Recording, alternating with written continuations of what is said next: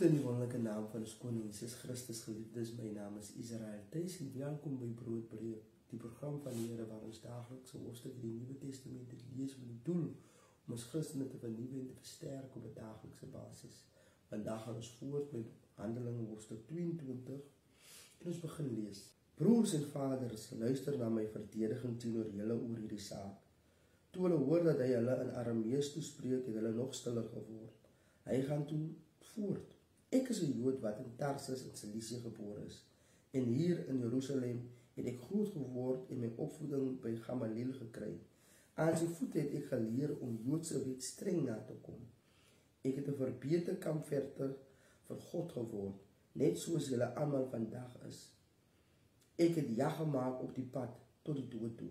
Mans en vroue het ek gearresteer en in tronke laat stop. So kan selfs die hoofpriester vir my getuig en die hele Joodse raad.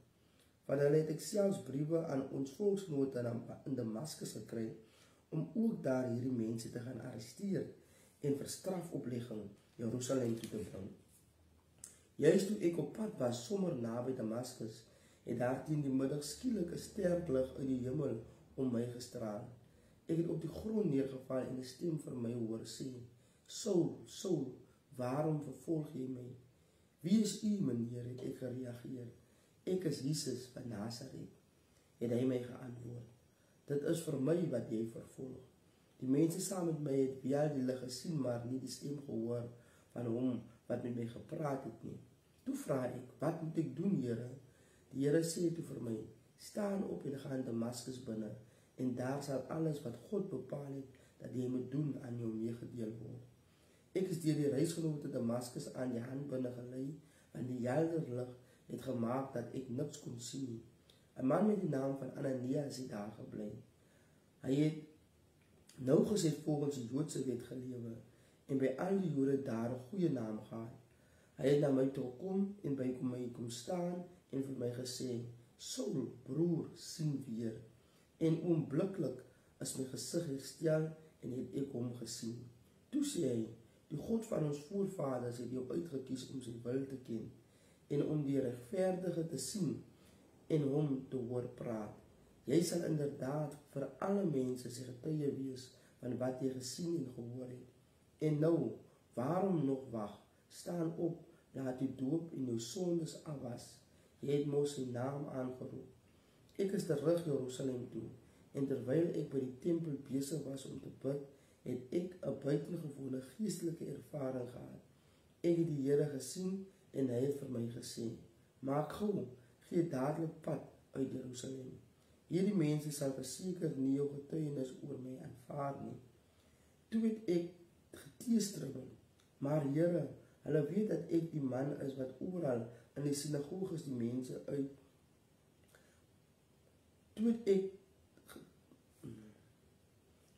ek teëgestribbel: "Maar Here, hulle weet dat ek die man is wat oral in die sinagoges die mense wat in u glo gearresteer en laat slaan het.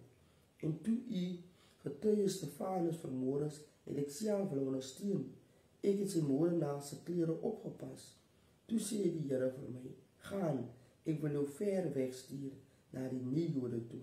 Die skare het na hom geluister tot op hierdie punt, en toe het hulle uit die mond begin skreeu: "Weg van die aarde af met so 'n vent. So iemand behoort verseker nie te bly lewe nie." Hulle het aanhou skreeu, hulle boklere uitgepluk en stof in die lug opgegooi. Die kommandant het Paulus toe die kaserne laat inbring en bevel gegee dat hy gegeesel moes word om hom sy misdaad te laat bely. Die kommandant wou agterkom hoekom die skare Paulus so uitgejou het. Hulle het hom klaar met rieme vasgebind gehad vir die geeseling, toe Paulus vir die kaptein wat daar naby staan vra: "Is dit wettig dat julle 'n Romeinse burger geesel en boonop nog sonder verhoor?" Die kaptein gaan toe na die kommandant toe en vra: "Wat is u van plan om te doen? U moet besef hierdie man is 'n Romeinse burger." Die kommandant gaan vra toe vir Paulus: "Sê vir my, is jy 'n Romeinse burger?" "Ja," het Paulus geantwoord. "Ek is ook een," het die kommandant gereageer, "en hierdie burgerreg het my 'n klomp geld gekos." "Maar ek is as 'n burger gebore," het Paulus gesê. Die soldate wat hom moes geesel om hom te laat praat, het hom dadelik laat staan en selfs die kommandant het bang geword toe hy besef dat Paulus 'n Romeinse burger is en dat hy hom vir die geeseling laat vasbind het. Die kommandant het die volgende dag sy boeie laat afhaal en die leierpriesters en die hele Joodse raad vir 'n vergadering opgeroep.